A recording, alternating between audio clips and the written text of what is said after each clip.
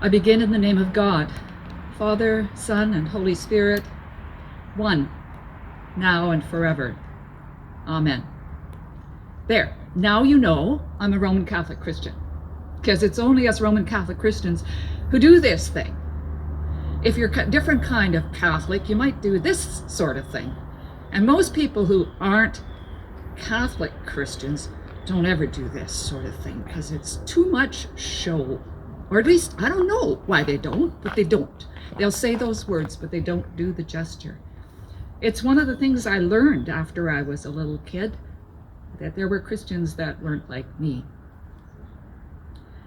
I grew up in a Catholic home. I'm a cradle Catholic, as they say.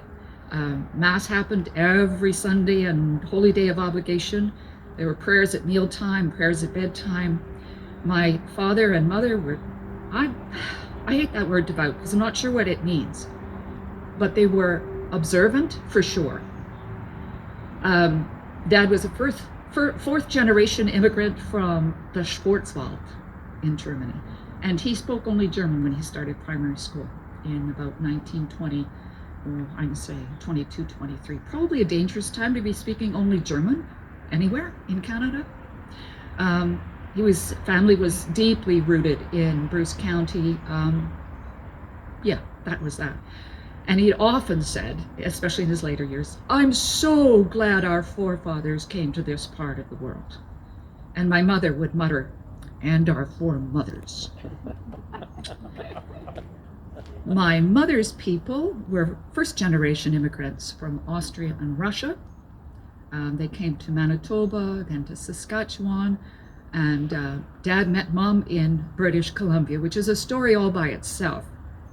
The rumor is that Dad came home with one of Mom's brothers for the weekend, and Mom's mom was overjoyed to find a practicing Roman Catholic German-speaking boy for her then overage daughter, something like 25 or 6 or 7, far over the hill. Anyway, there was always singing in our house. Singing was part of what happened. Dad sang, he played the guitar and sang until my brother insisted that he stop when my brother was about 2 years old and just couldn't stand the sound. I don't know why. Mom sang all the time. And so I sang all the time too, and music's been part of my life since then. I started piano lessons at age 4. And you really need to know a little bit about my name. You call me Sandy, and that's what I go by. And that's what my parents called me, but it isn't actually what my parents called me. They called me Alexandra, because my father was the eldest of 7 sons, and he couldn't conceive of the notion that his eldest would not be a boy. The only name they had picked out was Alexander for his father, and I wasn't a boy. So I still got my grandfather's name in the feminine way, and a later cousin my cousin on my father's side, who was named Alexander, couldn't be Sandy because I was already Sandy, so he was named Alexander and called Randy instead. We always laugh about that when we get together. Primary school, no kindergarten at that time, and I skipped grade 2. I remember and grade 1s got out early, an hour early, but I was a bus kid. So that meant I couldn't go anywhere an hour early. So I just sat there and played with my plasticine and listened to the other 3 grades in the room because it was a 2-room school. But it was a 2-room school, not a 1-room school. I got bused to town, which was very, very unusual. This was an integrated bus, for heaven's sake. It was a Catholic and Protestant both bus. It was an everybody bus went to town because Mrs. Benninger bought the bus and she hauled everybody on the line to town. Most of the kids that I went to church with didn't go to school in town. It was one of those isolating things. Being a bus kid meant you also couldn't do anything after school. You always had to get on the bus, go home. Music was still really important. By the time I was about 7 or 8, there was a pattern in our school. We were next door to the church, and whenever there was a funeral, the boys would go and be altar servers, and the girls would go and sing for the funeral. So I started singing in church when I was, about 6. No, probably about 7 or 8, grade 2 or 3, something like that. one of the other things about school, and Donald has talked about, was the clash between the Catholic kids and the Protestant kids, and it was always Catholic and Protestant. That's how you talked about it. I don't actually know who was in the Protestant school. I want to know that there were the Catholics. Or in the public school, I want to know the Catholics in the Catholic school. But we got holy days of obligation off school, which meant that we didn't have to go to school on All Saints Day, which is November 1st, which meant the day after Halloween, we didn't have to go to school. It was great. It was great. You could just eat all the candy you wanted. After you went to church, of course, you had to go to church, but then you could eat candy all day. However, at the end of the school year, then we had to catch up all those days that we had missed, because the government still had said you had to go to school for a certain number of days. So we'd still be in school while the public kids were out of school. And they'd come up to the school ground, because it was only about 2 blocks away, laugh at us. It was awful. It was awful. And then, because our school was staffed by lay people, not religious sisters, we had summer school for 2 weeks in the summertime every year to make sure we got it right, our Christian, our Catholic education. And we got laughed at a lot more then, because we had to go to school for 2 weeks. But those were really good weeks. Different points of view, different focus. You couldn't fail summer school, right? You couldn't get put back. I think it's one of the things that we have to be really careful about, is conflating formation and education. Not the same thing at all. Okay, great. This is going to be great, because my screen keeps flipping out on me. There was a lot of separation between Catholics and non-Catholics when I was growing up. There was an organization called the Canadian Girls in Training. And I really wanted to be a member of CGIT. I really, really did. But I wasn't allowed, because it was for Christian girls, not for Catholics. And that was the distinction in those days. Catholics were not regarded as Christian among non-Catholic Christians. Yeah.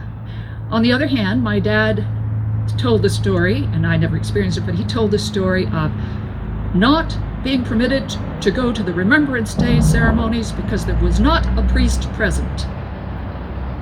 Interesting. Those were really early days. That Remembrance Day had only just begun, right? Understand? This is back in, he'd be talking about the 30s maybe, so not long after the First World War. It was enough that you didn't go up the steps of the other people's churches. If you were playing around in town, like, just don't go near it. You might get, I don't know, poisoned in some way. The only time we got together was when there was a supper. So the Catholics would have a ham supper in March, probably not March, more likely May, something like that. And the United Church might have a turkey supper later on. And then you could go into the other person's church and wait upstairs in the worship space until it was time for your turn to go downstairs and eat together in the hall. Interesting. And that kind of thing I found in my own home. The table fellowship piece was really, really important. My dad was a veterinarian. My mother was a primary school teacher. But Dad had a farm, and the farm was his love. And he farmed in addition to being a vet. And when harvest time came, it took more than one man to bring in the harvest. And so the neighbors worked together. And if it was a Friday, and so the neighbors worked together. The men worked the fields. The woman alone in the house made meal for all the men in the fields, okay? It wasn't that the women came and did a bee in the kitchen. It was your turn next week or whenever they came to your farm. But if it was a Friday, my mother would cook flank steak or a roast along with mac and cheese, because Dad wasn't eating meat on Friday, but the other men were expecting it. And so they got it. And when Dad went to help at Ken McDonald's place, Hazel always had some fish for Dad, even though she had made turkey for everybody else. That kind of table fellowship was there. To meet the need of the other was there.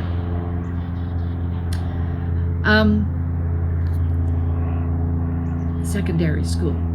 Got bused again, only further this time. Took us 2 hours on the doggone bus to get up and down and up and down and up and down all the concessions, and then on the highway over to the next town. And there I discovered that not only were there other kinds of Christians that I went to school with, there are other kinds of people who weren't Christian at all. This is the time of the boat people. And in fact, in our little town, which was 920 people, we had a family from of boat people who ran the grocery store. That was like astounding, because we're way up an hour and a half northwest of here, but there they came. Church was still important.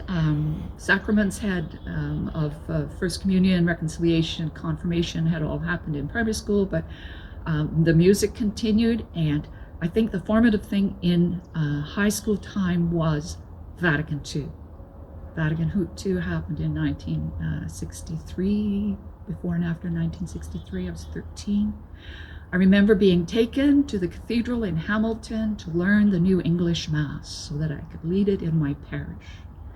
I remember my dad, who was a veterinarian, remember, and the doctor in town, who was a Catholic, and our primary school principal, who was obviously a Catholic, being asked to stand up in the congregation and read the gospel in English while the priest read it in Latin. Those were the first tentative steps to worshiping in the vernacular. It was huge. The notion of aggiornamento, I don't know if anybody but me knows that word, but that was good Pope John the 23rd, now a saint. I don't know what that means either. It's Italian, not Latin. It means opening the windows, letting the breeze of the Holy Spirit fly through. It was amazing. There was a lot of possibility. The notion of looking forward based on something strong, as opposed to being closed in, which had mostly been the case since really the Reformation, and certainly since modernity had shown up. The church had closed in on itself, and at this point the church was opening up. And if you read those documents from Vatican II today and take out the sexist language, which was just not a thing in 1963, they just didn't care about using the word man all the time. They still sound pretty good today. The other thing that happened in university or in high school is that University of Waterloo started running computer science days. Now computers, oof. All right, this back building here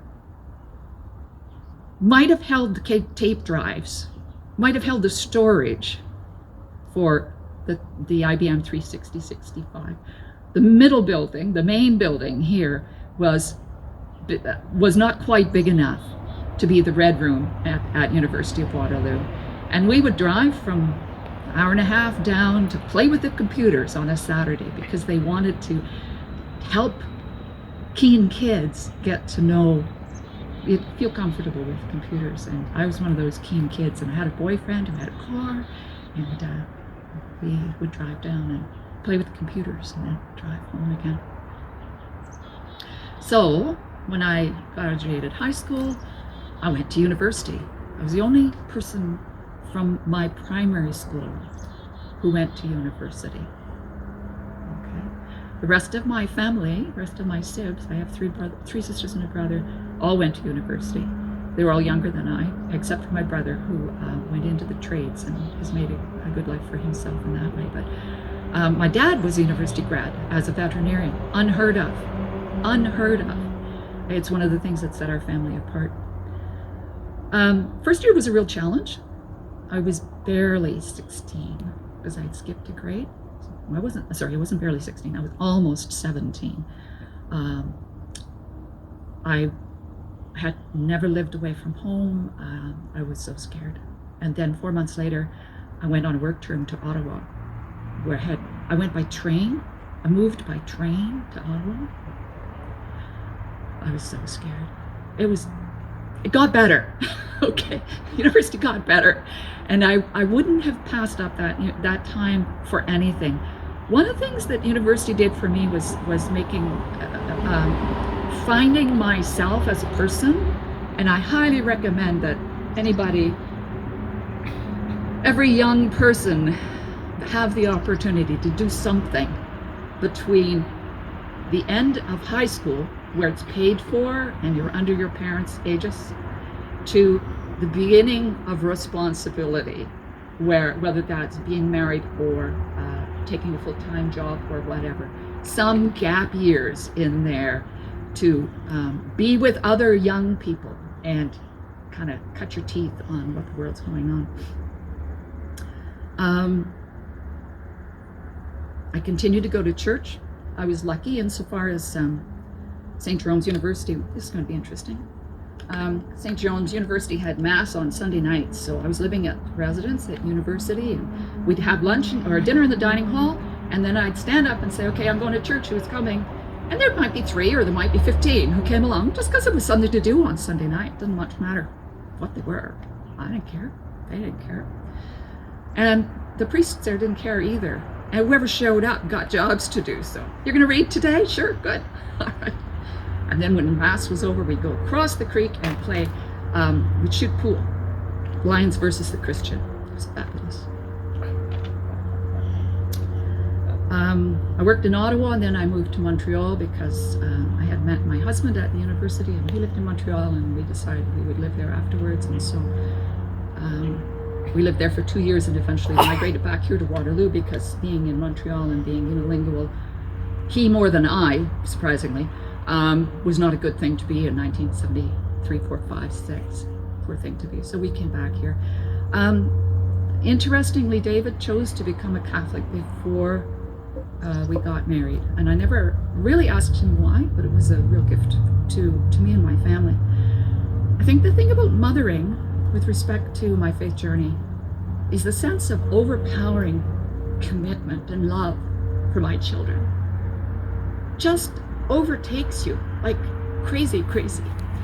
Watching my first one go off to kindergarten, Margaret go off to kindergarten, and having John and Andrew at home think, okay, I can't be with her all the time. She's not with me anymore. Who's going to take care of her? And the sense that if I care this much for my child, and God knows I don't always like her, but I love her, and God cares more than that? Wow. Language became really important. That happens with children. The sexist language, the father language. In the name of the Father, always in the name of the Father. And this is where you start as a young parent saying, oof, what did my mother do to me? What did my father do to me as I was being a child? And it continues to be a struggle today. The notion of God as Father, Son, and Spirit. I've heard some interesting alternatives. And the closest, the thing I'd like to say is that where I've landed is that language is always inadequate. It's a poor excuse for communication. Language and being in your presence helps, but even that can't convey to you who I am or what I am. It can only give you a glimpse, and it requires being your taking me at my best for you to understand who I am, and my taking you at your best to understand who you are. Choirs continued all the time. Wherever I was, I sang in the choir, including with the babies.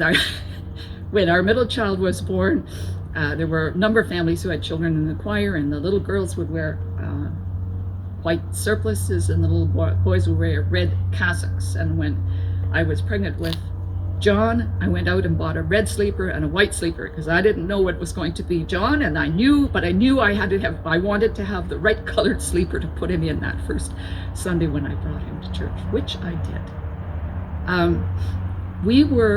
David and I lived in the south end of Kitchener all our married life. First on Scenic Drive, and then on Cedar Woods Crescent. And both of those, before our children, we went back to the university to church, because that was where we had met, and that was, the solid place for our faith expression. But once you had children, it was too far to drive across town. It's just can't get ready in time in the morning. So we went to the local church, which was St. Aloysius. And at that time, it was staffed by the Congregation of the Resurrection, and they were very forward-thinking people, men.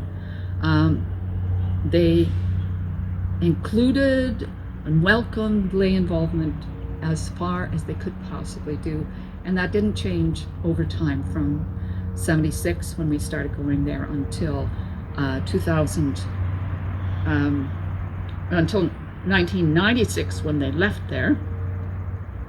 And I continued to work there. I continued to be there for another 10 years, and I'll get to that in a minute. But it encouraged people to learn and do what they could. And I got recruited into the interfaith movement in, well, actually the ecumenical movement by one of those priests named Father Hauser.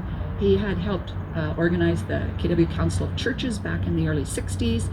And he was still involved, and he came to me after Mass one day and said, "Sandy, I would like you to start being part of the KW Council of Churches." I said, "Yes, Father Hauser, we'll do that." No idea what I was doing. But I was also approached by the Chancery Office saying, "Sandy, would you consider being on the Lutheran, Anglican, Roman Catholic Interchurch Commission, which had been set up to look towards the year 2000, the second millennium of Christianity, and had begun with a pilgrimage of the bishops of all those three denominations, Lutheran, Anglican, and Roman Catholic, going together to Rome to meet then Pope John Paul." So I said yes. I'm really bad at saying yes.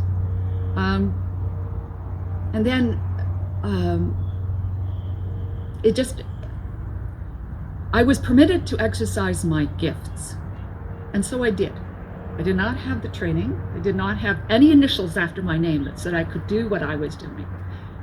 But the notion of being called to work in this way requires a response. And for me, the response was yes. And aside, my daughter has just taken, well, she's a year into a job working as the EA to the Bishop of Victoria. And she was asked at her original interview if she understood that being the executive assistant to the bishop meant that she was going to be behind the curtain. She would see the bishop in ways that no one sees the bishop out in public. And did she, have any feeling for how that would be to see this person as a person? And she said, "My mom's been behind the curtain for years and years and years, and we were behind it with her, so I know what you're talking about. I do know what you're talking about."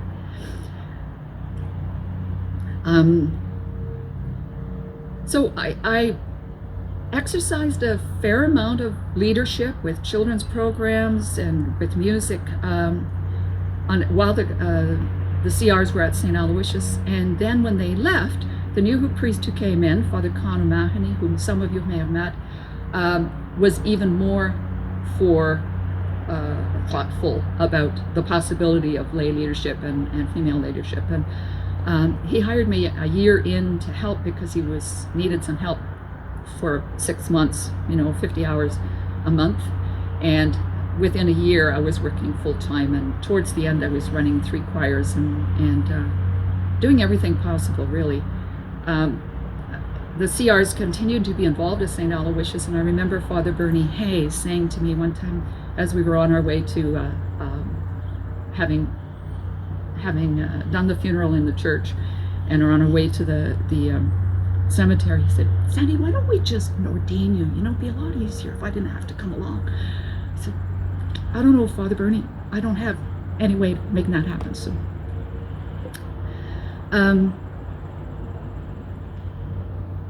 what was also interesting was that the parishioners were happy to have me in the role I was in. And my experience was that folks are just trying to get on. They're just trying to get by. None of us is perfect. I wasn't. They're not. But to have somebody else to talk to listen to you, makes a big difference. Makes a big difference. And being involved with KW Council of Churches, and the LARC Committee, and that led to the founding of Interfaith Grand River in 2001, getting wider and wider and wider in the community. And I think all of that led to this. So this is my cross pro ecclesia et pontifice. My cross on this side for the church and the Pope. And it's a papal award that I was given in 2015. I received it in 2016 for my work in ecumenism and interfaith. Now, don't get me wrong, even though it says here Pope Francis gave it to me, see, he doesn't know who I am. He does not know who I am. I have no illusions about that. But the point is that there is a way to recognize work that's being done, and that somebody, and I'm presuming it's Father Con and Father Monsignor Murray Crett, and then Bishop Doug Crosby, put the wheels in motion to make it happen. So it was pretty neat. Big ceremony at the cathedral, and they gave me this medal, which I never wear because it's too ostentatious, but they also gave me a tiny, tiny lapel pin, which I do wear sometimes. It has a bad habit of turning upside down.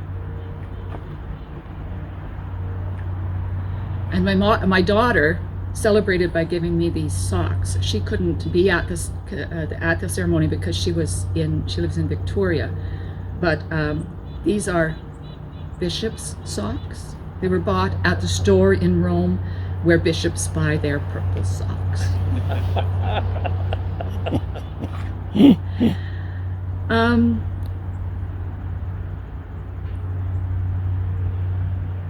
2015.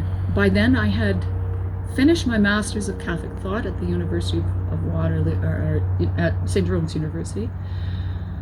And I'd left my job at St. Aloysius Parish. Why did I leave my job at St. Aloysius Parish? Well, in 2009, Father Con was reassigned to St. Michael's in Waterloo, and a new young priest was assigned as pastor. That happened in 2008. I worked with him closely for a year, and then I had to leave. He didn't ask me to leave, but I had to leave.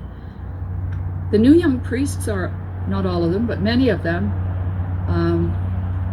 have swung the pendulum back towards a time that they don't actually know about because they weren't alive then.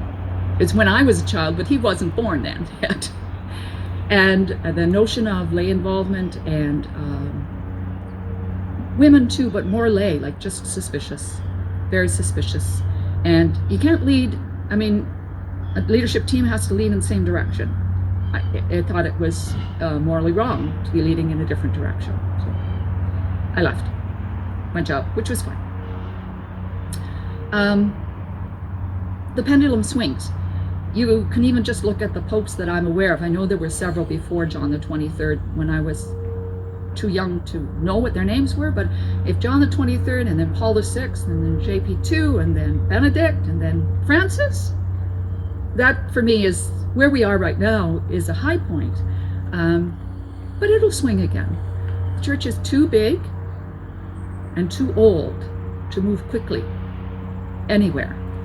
And that's one of the sad parts of being part of the church. And you see, I fall into that vocabulary when I don't think. The church, what the heck? The church? Well, for Sandy, that means the Roman Catholic Church. The church is much bigger than that. And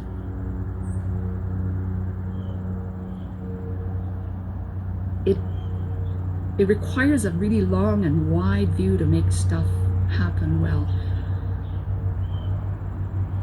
Basically, it's not up to us, not any of us human folk. God's in charge. And what I've learned in my time with Interfaith Grand River is that any words I use for God are going to be inadequate.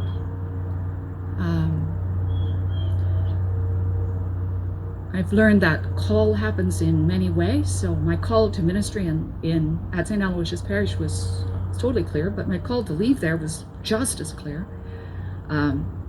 Before I started being paid for the work I did at the church, there were 2 priests who left the parish the same year. It was scandalous, absolutely scandalous.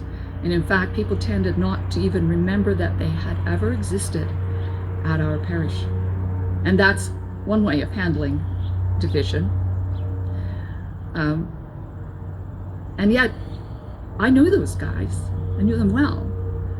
And when we came to celebrate our anniversary at the parish shortly before Father Kahn left, we got them to come back, and we got them to be present to the parish. And it was a healing situation. And again, both Mike and Bernie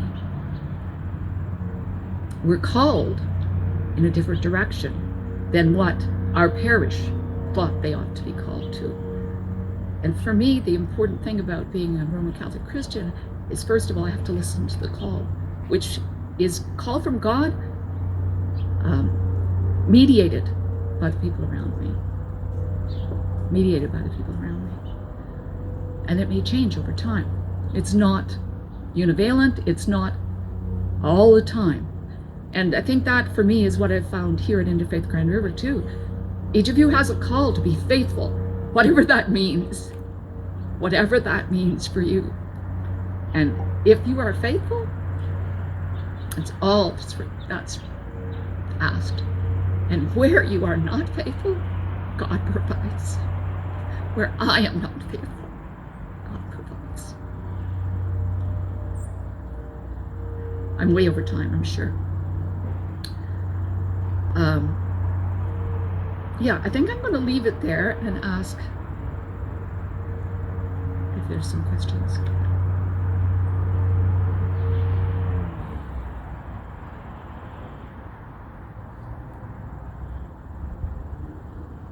Donald. Sandy, not a question, just an agreement that language is inadequate, and trying to make it fit is where we get into our problems. We have to understand that the presence is sensed, and our language attempts to describe, but we try to use language to limit it because we're comfortable with language. So Donald is saying that he agrees that language is limiting, and it's the only tool we've got, but it isn't adequate. And if we insist on it, we're going to have problems. And we as human persons cannot insist that our language is the only language. This is one of the things I've noticed at Interfaith Grand River, is that people who are who are beautifully participating in these sorts of conversations in a language which is not the language of their mother, I have so much awe and respect for that willingness to put themselves out there. Michael? Well, I'm just sort of tweaked or triggered by that comment a little. I guess I because listening to you speak is a beautiful thing. And if there's any one of us who really knows how to use language, you're one. But I think, what Don's made me think of, first of all, I love the Canadiana depth, and it's like listening to Robertson Davies tell a story. That was a beautiful story of your life. But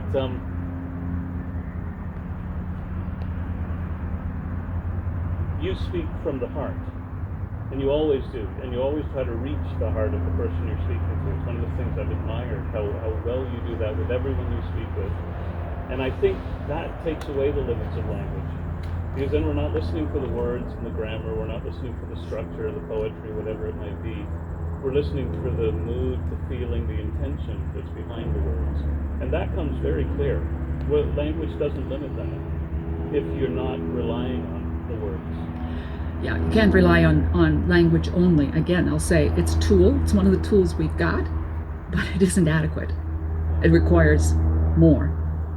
So I just want to say I appreciate that. I've always admired it in you. Thank you. Yes. I'm not clear about the way you concluded. Saying that when you don't, God provides. No? When I am not adequate, Yes. God provides. Exactly. Back to my notion of God as parent, in the way that, Sharisha asked, what do you mean by saying when you're inadequate, God provides? And I said, for me, that idea is that God cares. Number one, God cares. That's the most important thing about God, is that God cares. For me, for us, for all. And I think of it in terms of, actually, grandparent might even be better than parent. Because, when you're a parent, your kids drive you crazy. But when you're a grandparent and you can send your kids home, you say, oh, look at that. He's having a temper tantrum again. Poor him. Or, he's just lying. Look at him. He's trying to cover up what he just did by lying. Isn't that sweet? I wonder how we'll teach him not to do that. And I see God as loving me always, not despite of or because of, but just there. Does that answer your question?